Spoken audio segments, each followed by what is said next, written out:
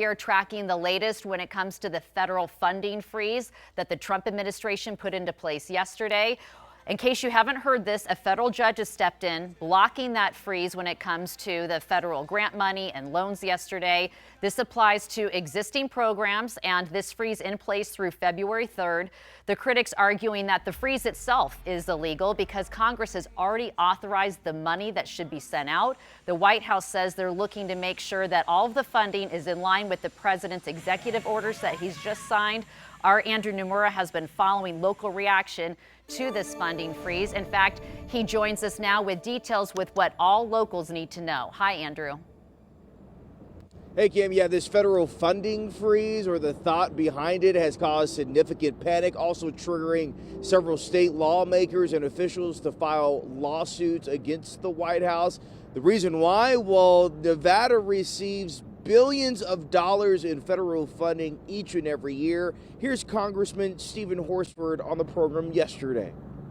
The White House is absolutely wrong. Look, it's just been 8 days since President Trump was inaugurated. 8 days. And already he's been blocked twice by federal courts for rulings that deem his actions to be unconstitutional and presidential overreach.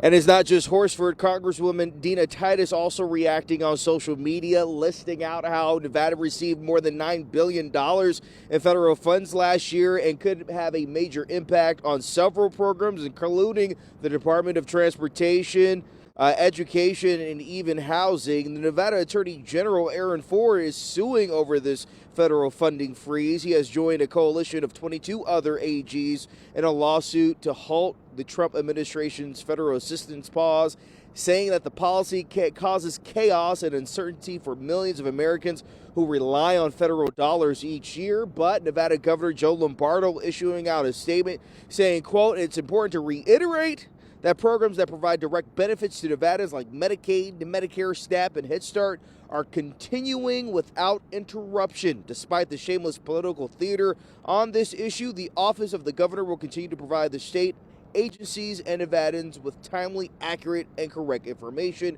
We will keep a close eye on how things play out. As we know, this federal injunction expires on Monday. But Kim, we'll send it back to you in the studio for now.